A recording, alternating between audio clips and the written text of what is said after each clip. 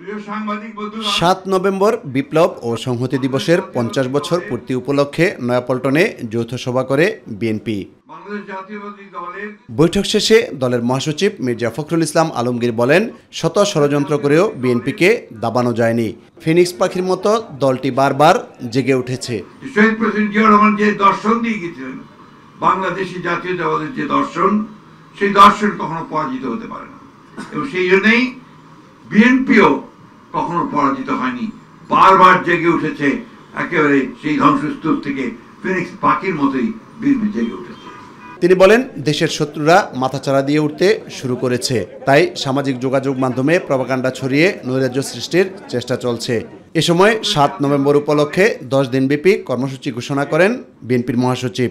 আমরা দেখছি যতই সময় যাচ্ছে ততই বাংলাদেশে একটা অ্যানার্কিক সিচুয়েশন, একটা পুরোপুরি একটা নৈরাজ্য সৃষ্টি করার অপচেষ্টা চলছে। সেই জন্য আমরা 10 দিন ব্যাপী কর্মসূচি নিয়েছি। এই কর্মসূচিতে 5 নভেম্বর থেকে 13 নভেম্বর পর্যন্ত।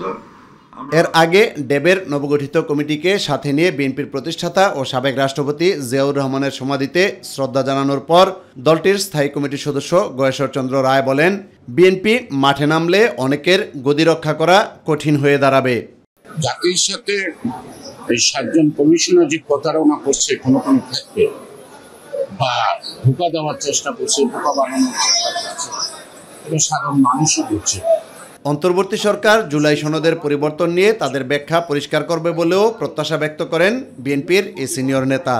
আমরা যথেষ্ট সুষ্ঠু অবাধ নির্বাচন চাই, তাই হয়তো যেভাবে প্রতিবাদ করার কথা আমাদের পক্ষ থেকে, আমরা সেভাবে প্রতিবাদ করছি। ইউসুফ আলী, মাই টিভি, ঢাকা।